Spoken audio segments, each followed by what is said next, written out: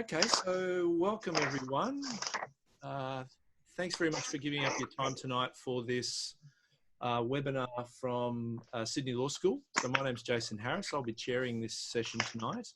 We're going to be talking about an interesting recent case from the West Australian Supreme Court, which, as we mentioned in the overview of the webinar, is dealing with the intersection of the Personal Property Securities Act, solvency law under the Corporations Act, within the context of arbitration proceedings.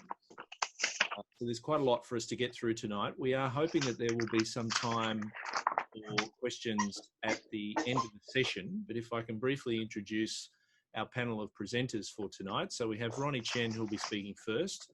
Ronny's a barrister here in Sydney at Frederick Chambers, and also an alumnus of Sydney Law School.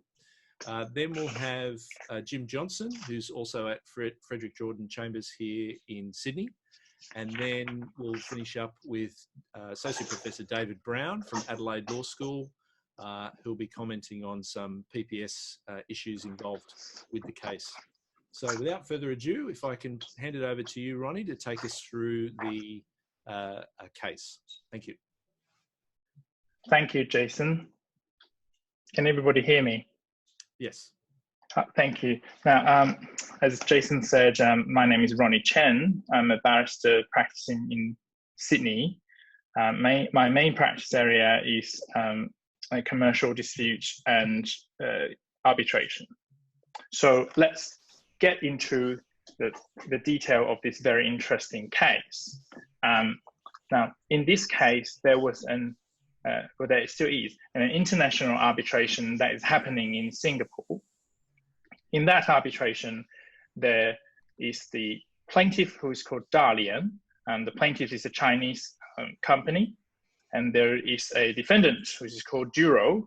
As far as I understand it, the defendant is an Australian corporation.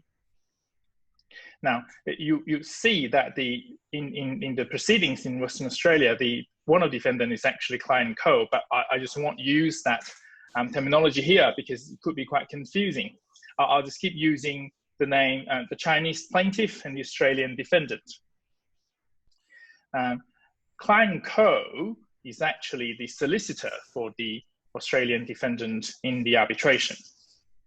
Now, what is happening is during the arbitration, the arbitral tribunal in Singapore made an order for payment of security, which is somewhat similar to a freezing order, but as you will see, it's not quite. All right, somewhat similar to a freezing order against the Australian defendant. The order requires that the solicitors for each of the parties to open a joint bank account and for the Australian defendant to put in 27 million Australian dollars into that joint bank account. For various reasons, which is not apparent from the face of the judgment, the parties, so that is the plaintiff and the defendant, they came to a different arrangement. The plaintiff, the defendant, and the defendant's solicitor, who is Client Co, then form a tripartite trust agreement under which the 27 million Australian dollars was paid into a bank account held by Client Co alone.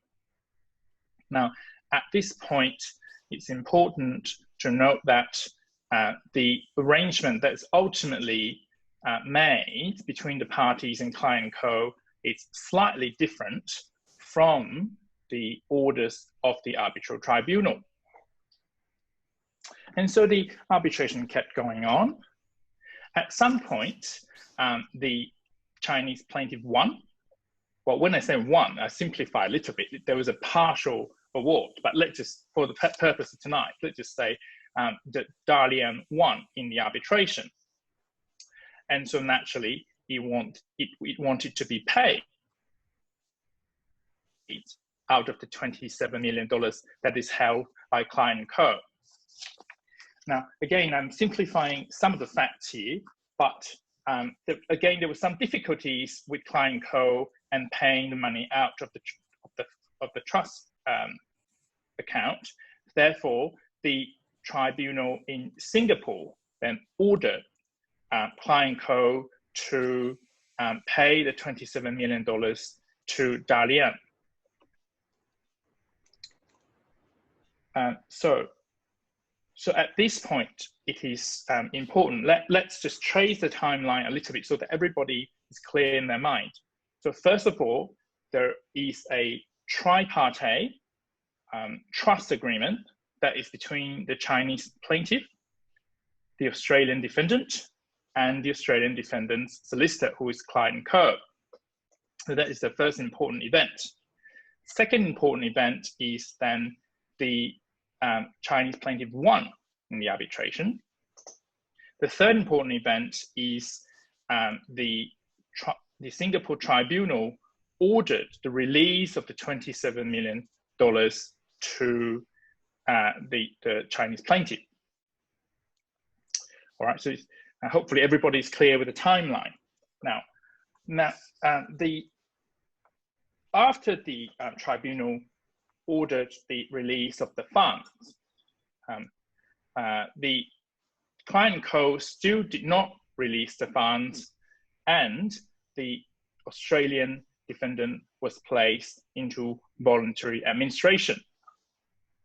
Now, the significance of that is then one needs to look at, well, what is the nature of the $27 million at this time? If the $27 million is somehow properties of the Australian defendant, then it would be subject to the provisions of the Australian Corporations Act. And one of the ways that it can be deemed as property of the Australian defendant in administration is if it's caught by the Personal Property Securities Act of Australia. And that's how this whole thing came about. This is very interesting intersection between the international arbitration, trust, and the PPSA. All right. So now I'll go to the, I'll briefly go through what the court held at each time. I'm sorry, I didn't miss an important fact, which is the clause of the trust agreement. So that under the tripartite trust agreement, Klein & Co. was not to release the $27 million unless either of the following situation happened. The first situation is if the Chinese plaintiff and the Australian defendant both give direction for the release of funds. So that's the first circumstance. The second situation is if the tribunal in Singapore directs Klein & Co. to release the funds. All right. So now, in order for us to properly understand how it interrelates with the PPSA, one must first look at, well, at each important significant event, what is the nature of each party's proprietary interest in the $27 million. So now remember earlier I was talking about significant events. So there was the tripartite agreement and the $27 million being paid into the bank account. What the judge said in Western Australia is this: when the payment was made into Klein & Co.'s account, Klein & Co. was obviously holding the money on trust for the parties, but the question is which parties? The question was answered. It's not. I don't think there is a straight answer, but at least from Dalian's point of view, the judge said Dalian held a contingent equitable interest by way of a charge lien over the property, over the trust amount. And the contingency is if one of the two situations that I've described happened.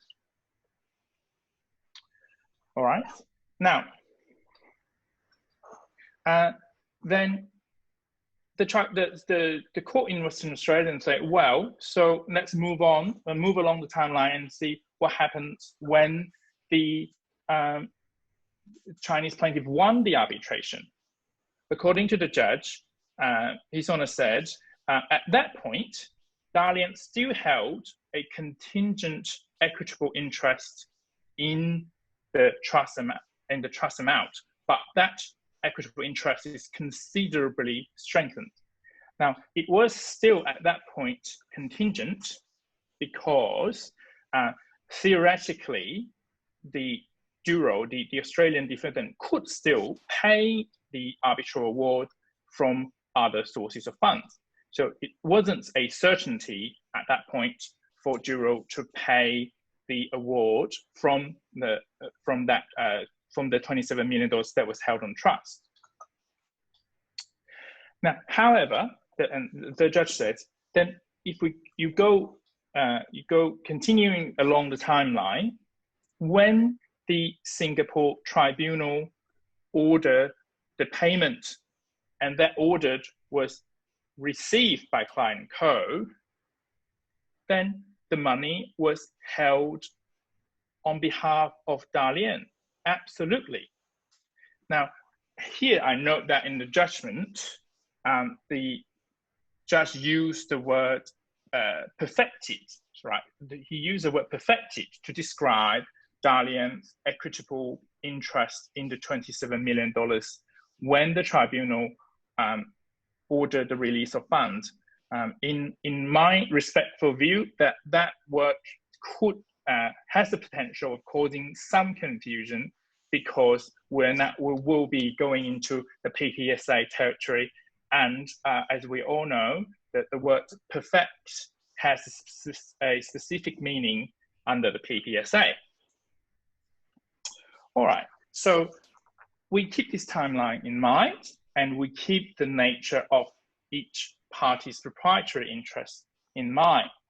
Now, let's then look at, well, how does that interact with the PPSA?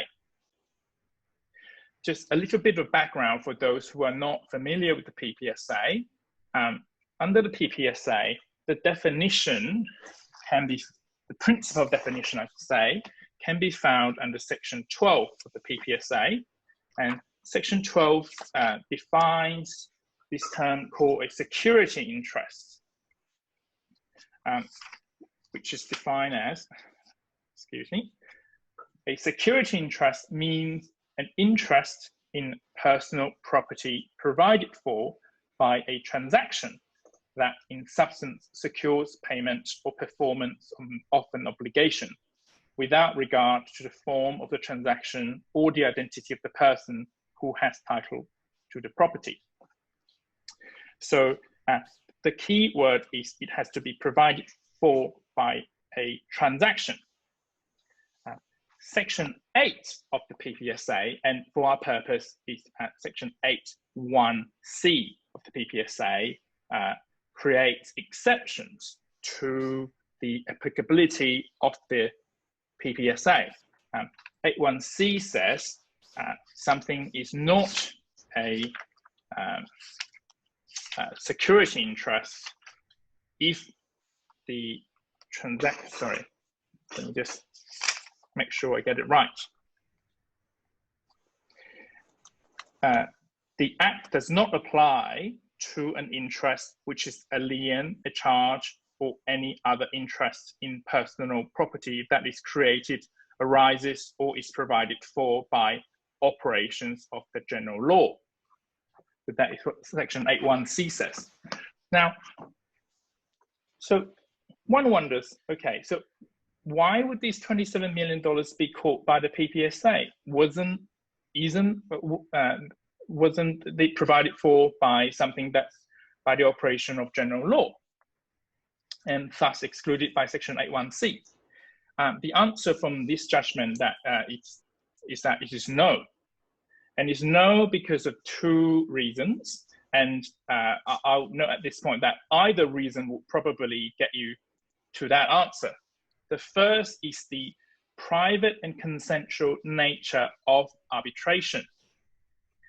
Now, unlike court proceedings, which is compulsory and is imposed upon parties whether or not you like it, arbitration is, by its very nature, consensual. Parties have to have already signed an arbitration agreement when they enter into the business transaction, or after the dispute arises, sometimes party would also enter into arbitration by consent. And therefore, after going through the details of the Singapore International Arbitration Act, our judge in Western Australia concluded that the whole regime of arbitration is consensual, and therefore any results that flow from it is consensual and therefore not by operation of law. So that's the first reason. The second reason is even if results from arbitration is by operation of law, the trust agreement itself is a transaction. And in this regard, His Honour place reliance on the fact that there's difference between how the party eventually agreed upon the structure of the trust agreement and the arrangement of putting $27 million into the account of client co, and the terms of the order from the tribunal. So remember earlier I was saying the tribunal said money has to be put into a joint account, but then party eventually agreed that money was paid into client co's account, an account held by client co alone. And by that, His Honour said, well, then because there's a difference, it meant party must have talked about it and agreed upon it, and therefore it was a consensual arrangement, and therefore it is not excluded by Section 8(1)(c). All right. Now, just before I conclude, there is a little discussion about, well, then, you know, how does, even if the $27 million was caught by the PPSA, and even if the $27 million can be said to be property of Juro, then what is the nature of Dalian's interest under the PPSA? What the judge said is this. First, as a general point, after the tribunal ordered the release of funds to Dalian, the property can no longer be said to be property of Juro. All right. However, before that, so before that very definitive conclusion, the court says,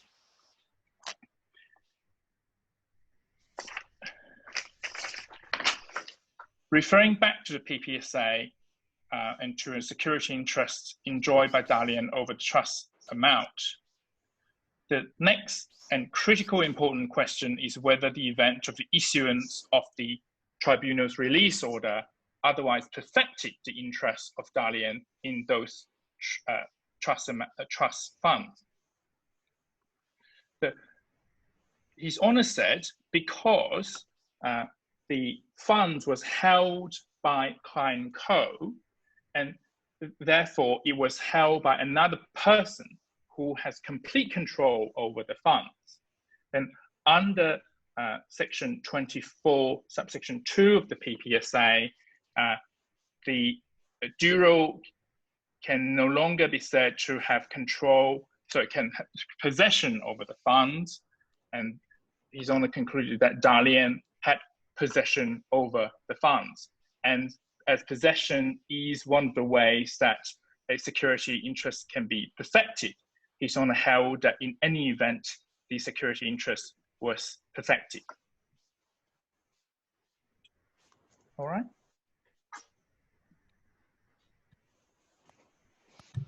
Okay.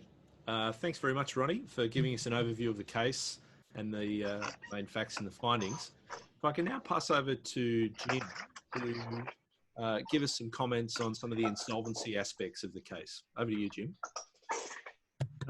Thank you, Jason. I'm going to try and stay away from PPSA because David Brown knows far more about that, as does Jason, than I will ever know. I tend to flounder in it.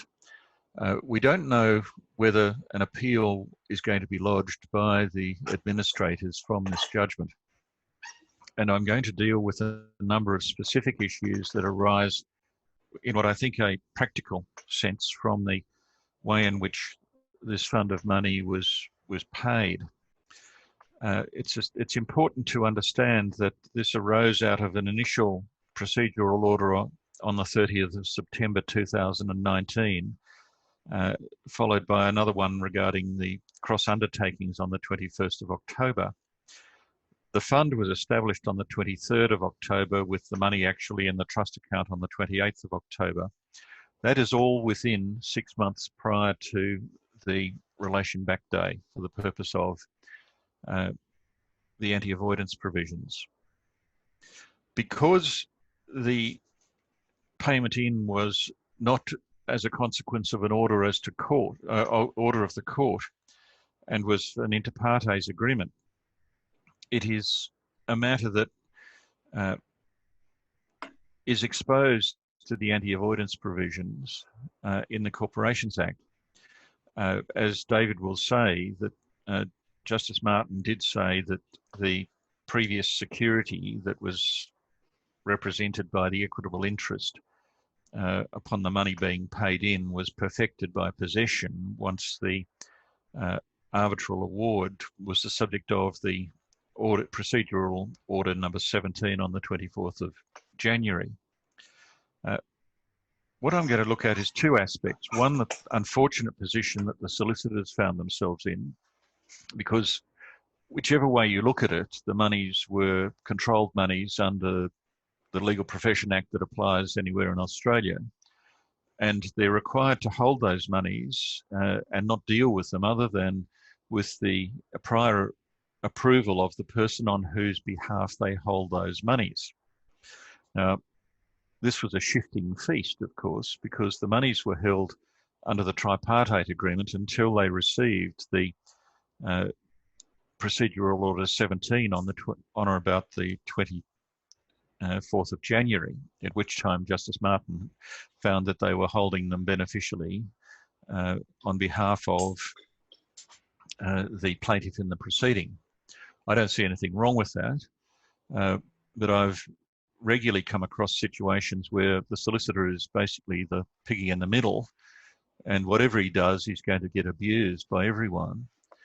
And in that sense, their application for directions under the Trustees Act in Western Australia, there are equivalent provisions elsewhere in Australia and every other state, was very proper. Because if there is any doubt about money going through a trust account and held in a trust account, you really can't transfer the money out unless A, the parties agree, and there clearly wasn't an agreement in this sense, or the court tells you to. And that's what effectively the court did say, although the court did, in respect of the claim for recovery of remuneration, leave open their failure to deal with the 27 million in a timely fashion. You need to move very quickly. The other aspect that comes is the importance of the distinction that Justice Martin drew from an agreement inter partes flowing on from the tribunal procedural order, which he described not as an order of the court. Today, I might say that Justice Black in the Supreme Court of New South Wales, in a case called Re Diamond Developments Pty Limited dealt with the issue of payment of an amount of money into court in a winding up proceeding, and described that, and eventually ordered, I should say, contrary to anything I might have been able to say because I was the losing party, or representing the losing party, that once it's in court, it's under the control of the court. He relied fairly heavily on a judgment of the Court of Appeal, and Jason will put up a list of the cases that I'm referring to when he puts this out and add this into the script. In the Court of Appeal in Cellarit Pty Limited and Karawar Holdings number 2, 2018 New South Wales Court of Appeal 266 at 80, where Justice McColl, with whom Justice McFarling and Leeming agreed that when someone pays money into court, the party doesn't retain any legal or beneficial interest in the money. It's the subject of control by the court. That's important for two reasons. One, because it takes away any issue of consideration, good faith. And you can go back to a very old case called Shirlaw, S-H-I-R-L-A-W, nee Maloof, nee Rogers and Maloof, where monies were paid into court and there was a claim for payment out. It was a security for cost claim. And many of the people in this webinar might have come across these types of situations. Once the money's been paid into court, it's in the control of the court. What doesn't seem to have been addressed in the present proceeding is whether, having regard to the International Arbitration Act in Australia, an application could have been made consequential upon the Procedural Order 16 for those monies to be paid into court and the effective award by the tribunal recognised as an award under the relevant convention as an arbitral award. Then the monies would have been dealt with under the control of the court. It would have come into the Cellarit type situation. You wouldn't have had issues of consideration, and potentially you could have overcome any argument about an unfair preference. That's just me looking at things sideways, which a lot of people suggest that I do most of the time.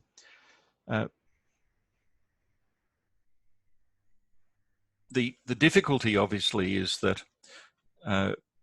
all of this legislation is relatively new. There are quite clearly going to be more arbitrations conducted out of Singapore under its International Commercial Court and the Singapore arbitration legislation. It is important to work out how you can, according to, in this case, the laws of Australia, protect the security, which Justice Martin said it's unique type provisions in Section 8, subsection 2, or in Section 12(1)(g) of the Singapore legislation, that it isn't a freeze order, it's in fact a mandatory tribunal injunction to pay money into court on account of a potential award. It's quite an interesting conundrum which needs a lot of thought, and I think the issue that I see is whether you could use the Australian legislation to bring it under the control of the court and therefore defeat the rapacious liquidators, as I might sometimes describe them, in trying to recover unfair preferences. Because it's not an unfair preference if it's dealt with and controlled by the court. They're the two main things that I take out of it from an insolvency viewpoint. There is a clear potential preference which hasn't been determined. You have the clear difficulty of a solicitor holding monies, whether it be $27 million or $100,000, the legal principles are exactly the same. The solicitors, I believe, would have been acting very much in good faith, and because it's relatively novel in the way that it's being dealt with, it created a problem for them. They have acted, in my view, perfectly properly in approaching the court for directions, and that is the normal way you would effectively interplead. The fact that one side kicked up a fuss about their interpleader, I think, is beside the point. That was put to bed fairly quickly by Justice Martin. The PPS issues are very important, so I'm going to let David speak. If it's paid into court under a court order or dealt with under a court order, that may bring it within Section 8 as not being required to be registered. And you don't have to get down to the interesting question of perfection by possession, which hopefully David will talk about, because I come across that type of an issue in these types of situations fairly frequently, and it's very it's not really understood, apart from the fact that I have trouble understanding the language of the legislation. So would it be convenient for me to quickly pass the baton to David Brown, Jason? Yes, thanks, David. Okay, hello everyone. We just had a massive hailstorm here in Adelaide, and hopefully it won't come back and interfere with my discussion. Just before I turn to the PPSA, I just want to pick up on the procedure in this case. It does say in the judgment that there was a proceeding pending before the judge to enforce the arbitration award in Australia. So there are proceedings underway for that. Presumably there was some sort of feeling of expedition on the part of Dalian with the pending, with the insolvency situation. Turning to the PPSA aspects, so Ronny's obviously talked about some of them. I'm not going to repeat what he said, I'll just comment on some of the points. So, and Jim also has mentioned Section 8 of the PPSA, which is the one that says if the security interest arises by operation of general law, then it's outside the PPSA. Just on what does general law mean? Because the judge in this case made a distinction, as Ronny said, between an arbitration, which is a private type of justice, if you like, and a court order. There's nothing in Section 8 about court orders. It talks about the general law. The general law is defined in the PPSA as the common law and equity. Okay, so I'm not so sure about the distinction between arbitration and a court order. It seems to me that you could say that, yes, arbitration is provided for in a contract and therefore it's a private form of justice, but you could equally say, well, here we're enforcing under the Singapore Arbitration Act. In Australia, we have the International Arbitration Act. You know, isn't that part of the common law? You know, so I actually don't think that that is as an important a distinction as the judge thought. At least I think it's arguable. The important point that the judge made was that there was a consensual transaction here, and the transaction in Section 12 of the PPSA mirrors Section 8, because the idea of the PPSA is that it's only supposed to provide for registration, etc., or for security interests which arise from consensual transactions. And because, as Ronny said, there was a trust agreement here, the security interest was provided for by that trust agreement, and in particular clause 4 of the trust agreement, which was the one that set out, you know, under what circumstances could client and co pay out the money as trustee. So that covers Section 8. Turning to Section 12, security interest. Ronny has read out the definition of that. It's interesting, and this is a comment Jason made when we were talking about it previously between us, that the judge in this case didn't really go through that Section 12 definition in any detail to show why Dalian was a secured party under Section 12, what was their interest in the property, and how was it securing the payment or performance of an obligation. Perhaps he thought it was obvious, and what he did was he cross-referred to one of his earlier cases and said, there's no point going through all that again. I refer you to my previous judgment in the gas sensing case last year. So he didn't go through the detail of why it was a security interest, but he did say, as Ronny said, that it was an equitable charge or lien, a contingent equitable interest. I think that the argument is that obviously the money in the trust account is personal property, identifiable, and that Dalian had an interest in it. and the interest was to secure the performance of Juro's obligations following on from the tribunal order. And so obviously the judge had earlier said and made quite a big thing of the fact that the Singapore legislation provided for security to be awarded, security for the claim that's being made, and contrasted that with freezing orders, which are of an in personam nature. So the judge had already said this is a security interest, that Dalian would be a secured creditor on an insolvency because they have this security order of the tribunal. So it wasn't too much of a stretch for him to say, well, therefore it's a consensual security interest under Section 12. I want to just turn now to perfection by possession, because as listeners will know, there are three methods of perfection under the Act: registration, possession, and control. Obviously, in this case, Dalian had not registered anything. So if it was going to get any argument that it had perfected, it would have to be by possession, because control only applies, as the judge pointed out, to certain types of collateral.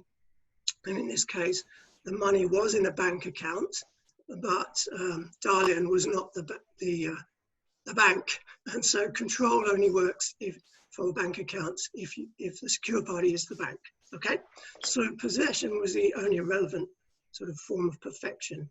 Now, I'm interested to hear that Jim says that this problem comes up a lot, because it seems quite simple to me. The judge got this completely wrong. Possession, as far as I'm concerned, only applies to tangible property. Money in a bank account is intangible. This is a common law. The definition of possession in the PPSA states that possession has a meaning affected by Section 24, but Section 24 is not exhaustive of that meaning, and therefore the meaning of possession is the common law meaning. And the House of Lords authority of OGB and Allen tells us you can't have possession of intangible property, okay? There are a few exceptions in the PPSA. Section 24 provides for possession of electronic chattel paper, and of course control is a possible means of perfection over certain types of intangible property, as I've said. But the idea that Dalian, through the agency of Clyde & Co, had possession of money in the bank account is a non-starter as far as I'm concerned. However, I think the right result was reached in the end in this case, because I agree with the judge that after the second tribunal order was made directing Clyde & Co to pay Dalian the money, then the other party, Juro, had no more interest in that property. So it was no longer property of Juro, and therefore there was no security interest held by Dalian after that point. Dalian was the sole beneficial owner at that point. Therefore, when the company went into voluntary administration, Section 267 of the PPSA did not vest that security interest in Juro through its administrators, because there was no security interest by that point, and therefore it didn't matter that nothing was registered, because you can't register a security interest if there is not a security interest. Or at least by that point, at the end of February, the tribunal had made that second order directing Clyde & Co to pay the money. So I think the judge reached the right result in the end.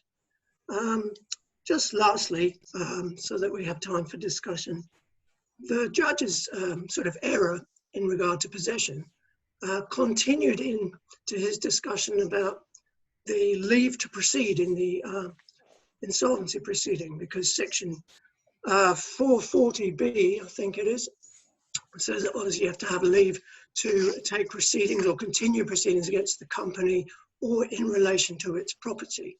So the argument here was that Juro still had an interest in property, as Jim has said, and therefore, leave would be needed. The judge discussed this question of whether Juro had an interest in property, but in the course of doing so, he again referred to some of the provisions of Section 440B, which talked about a possessory security interest. and he said that Dalian had a possessory security interest because through Clyde & Co. they had possession, or Clyde & Co. had possession on behalf of Dalian, something like that. So again, I think that's muddy thinking on how perfection works and what possession means in this context. But nevertheless, I agree with the judge that this was not property of Juro for the reason he said previously, which was that by the time that second tribunal order was made, Juro no longer had any interest in the funds. Jim has already told us if you make a payment into court, the payer ceases to have an interest. I'm not sure that's always the case, Jim. There's a lot of case law on that. Sheridan Bromley case, it depends on the circumstances of the payment in and the terms in which the payment, I mean, of course, in this case, we're not dealing with a payment into court. So we have to look very closely at the terms of the particular situation, the particular orders of the court or a particular contract if it's reflected in the contract. Nevertheless, as I said, I think the judge did reach the right result in the end. On the PPSA side, at least, and on Section 440B, I don't feel sort of qualified to talk too much about arbitrations. I haven't thought too much about the preference side of things either. But happy to take questions and discussion. Back to Jason, I guess. Great, thanks, David. So we do have a bit of time for questions, and I'm seeing some people typing up some questions, so I might just cycle through these as we go. So Scott, I think David's already answered your question about possession, so we might skip over that one. Then there's a question from, it doesn't provide a name, but it's under the Q&A panel, and it said, what obligation did the Australian grantor have? Wasn't this discharging its obligation by placing monies in the trust? Hang on, the VA takes subject to the property. Yeah, I'm not sure I understand. I might leave that one for the moment if that's okay. Okay, so going back to the chat panel. So this is a question for David. And it's from Renee. So David, can you see the I can see the question. I'm not sure I understand it. So account control deeds with third parties to the bank. So the methods of perfection by control are set out in the legislation. You know, some of them deal with things that we won't talk about, like investment instruments or negotiable instruments.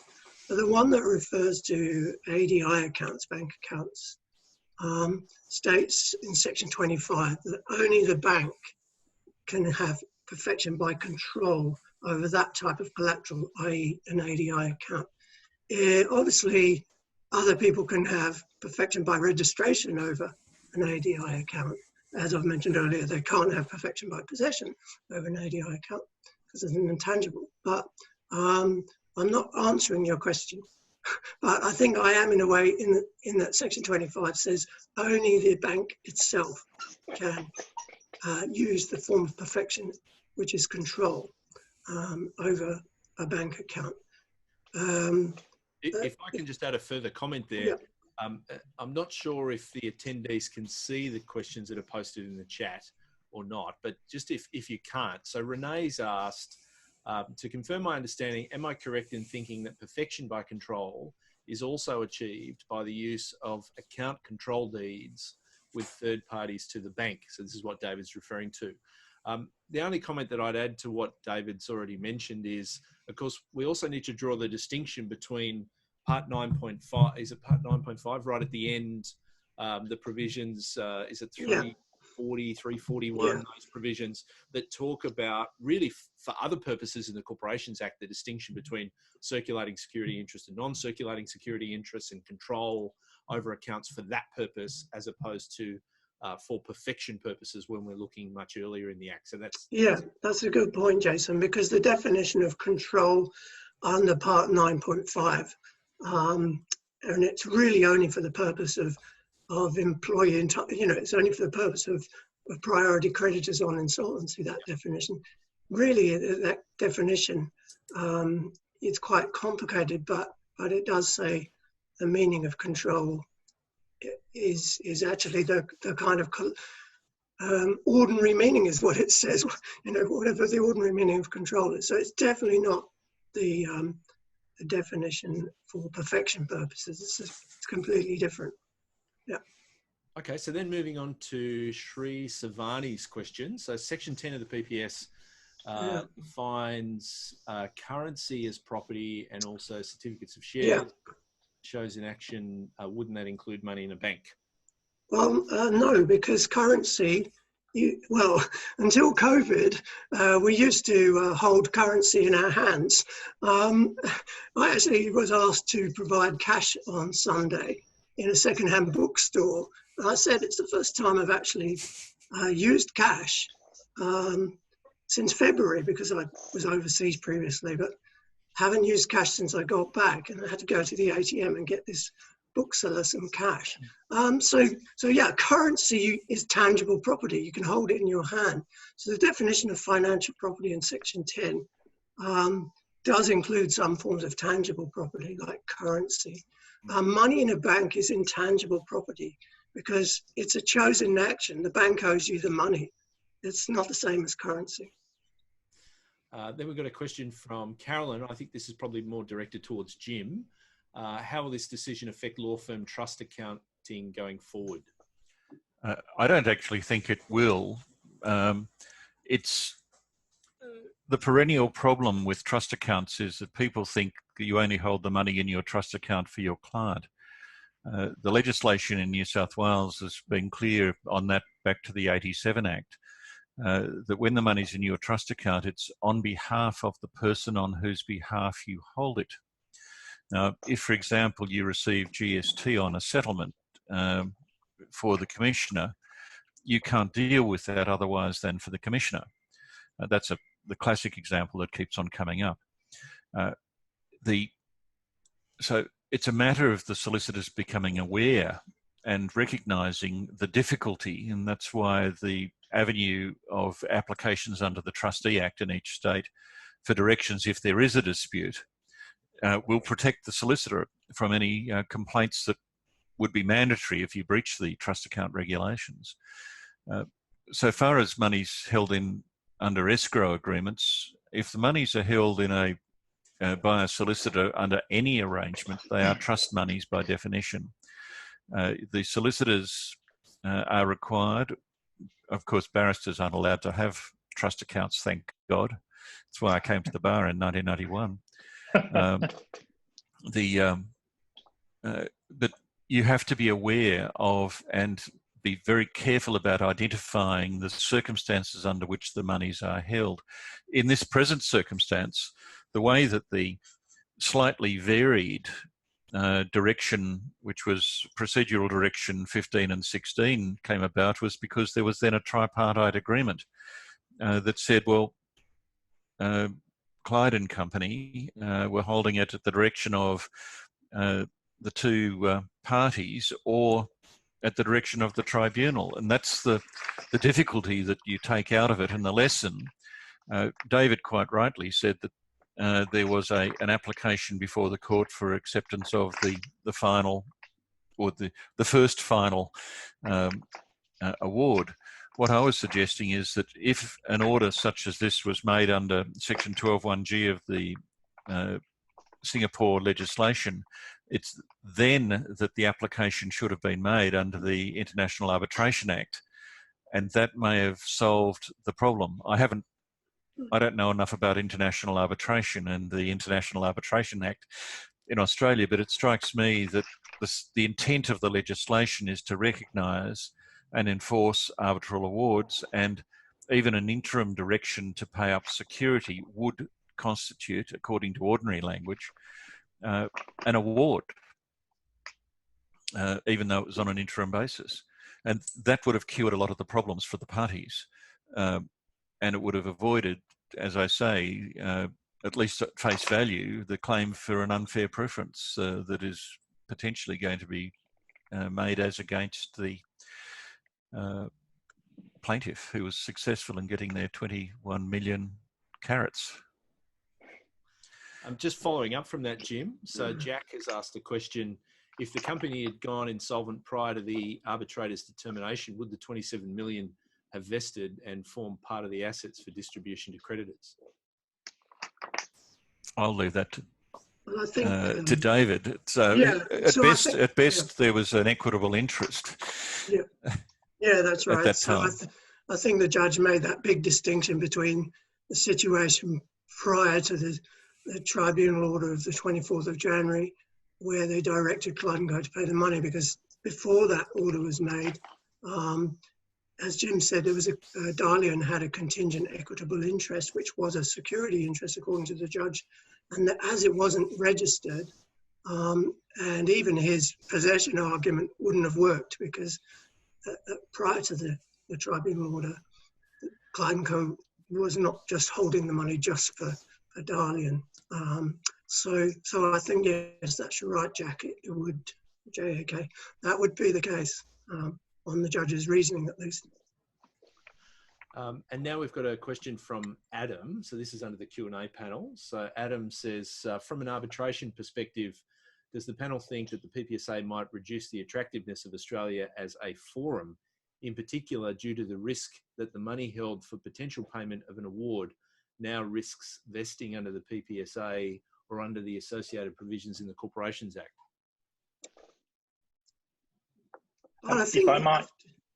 Oh, sorry, Ronny.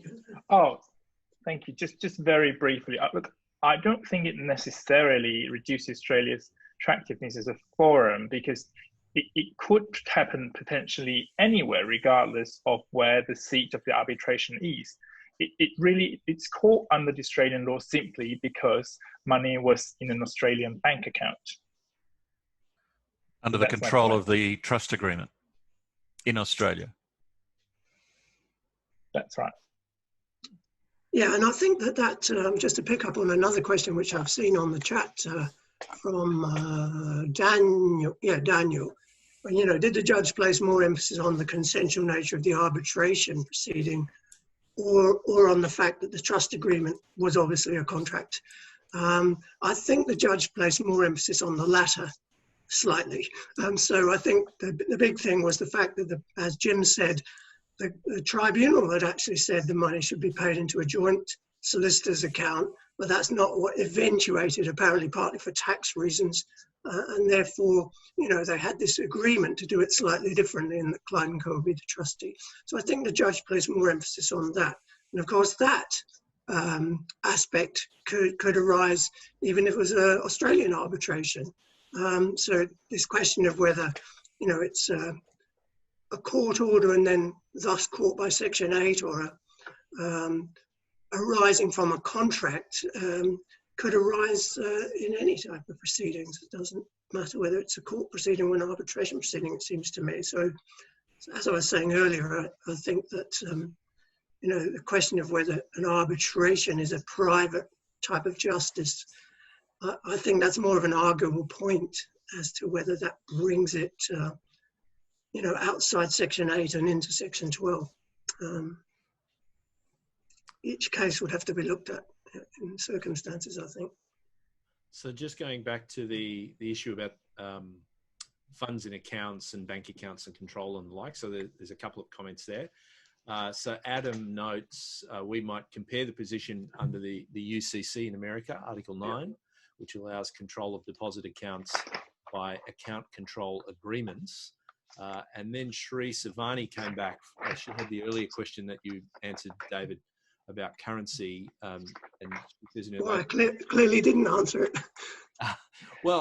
And perhaps if I can offer a comment here, and feel free to add on, David. But Sri Savani, so your further comment is what you wanted to ask was that if shares can be a financial property and shares are shows as an action, and money shows in action, so why can't money also be financial property? I guess my comment to that would be there's different policy reasons as to why things are treated as financial property as opposed to some other type of property under the PPS. And I don't think that we can say just because we've got two things that it shows as in action and therefore, and they could potentially be financial property, therefore they should be. I think there's a whole set of very specific rules that have been created to deal with financial property as opposed to investment instruments, as opposed to chattel paper. And so that would be my answer is no, I don't think it is. There's specific rules to deal with money in a bank account and it doesn't fit within this. Yeah, I agree with that. Okay, so does anyone else have any further questions? I think I've answered all the questions on the chat and also in the Q&A panel. Okay, here we go. So Arnie said, could the parties have excluded the PPSA by use of a jurisdiction clause? I wouldn't have thought so. The parties made, the contract was governed by Western Australian law, wasn't it? Yes. And the debtor, or the defendant, Duro, was an Australian corporation, Ronny mentioned. Yes. So Therefore, the vesting rules under the Corporations Act would apply in relation to a transaction that has been entered into within the Commonwealth of Australia. Yep. It's a problem, again, from time to time in the early stages of the PPSA. There were securities that were being granted and people forgot to, they might have been signed over in England, for example, but they needed to deal with property within Australia. They weren't perfected within Australia and they had to apply for extensions of time to register. There were a few embarrassing applications that were made in that sense. I would just add that there are some conflict of laws provisions in the PPSA, and there's a very narrow exception where you can effectively you can actually choose Australian law to apply, but it only applies to goods to work out where, which jurisdiction's law applies to security over goods. So it wouldn't apply here in any case, and so that wouldn't affect the position. But sometimes you have to look at those conflict of laws provisions depending on what type of collateral you're dealing with. Okay. Can I just comment, sorry, about the salary? Jim mentioned that if the parties could bring themselves to court and seek and leave to pay money into court, then we could potentially bring ourselves under the salary principle. Now, it illustrates the difficulties with international arbitration and how it interacts with national law when it comes to properties, because international arbitration was designed to have minimum court intervention. So we don't, practitioners tend to avoid bothering the court unless it's absolutely necessary. And therefore, I'm seeing a difficulty even with that approach. Well, I think what I was getting at is that you still have to have the arbitral award from Singapore recognised in Australia under the International Arbitration Act in a federal court or in the state courts. Justice Black didn't say that seller right was absolute. He did say that it depends on the factual situations, but it strikes me that might have been a way to protect what I might call the security that the tribunal were trying to establish by their order under Section 12(1)(g) of the Singaporean legislation. But I don't know. It's easy for us to sit back and postulate these things in isolation. We don't know the dynamics at all. That's right. Okay, so no one else has typed up any questions, and I noticed that we've just gone past 7 o'clock. So if on behalf of the audience, I just want to thank Ronny, thank Jim, and thank David for giving up your time tonight and discussing these fascinating and very complex issues with us. As Jim mentioned, this session is being recorded, and the cases that Jim mentioned earlier, I'll make sure I put on a slide at the end of the presentation. We will be sending out a link to the video of this, and it will also be posted up on the Sydney Law School YouTube page. So this has been a Sydney Law School webinar on behalf of the Ross Parsons Centre at Sydney Law School for Corporate, Commercial and Taxation Law, and also on behalf of the Banking and Financial Services Law Association Academic Committee, which David and myself are both part of. So thanks to everyone for giving up your time and attending tonight. The Ross Parsons Centre will be having another webinar next month, and we'll be posting some details about that. It won't be on PPS issues, it'll be on corporations and technology law issues. So look out for that in the Sydney Law School events newsletter. So thanks again, gentlemen, for giving up your time. Thanks for inviting us, Jason. Thank you. Thank you. Thank you. Bye. Bye. Bye now.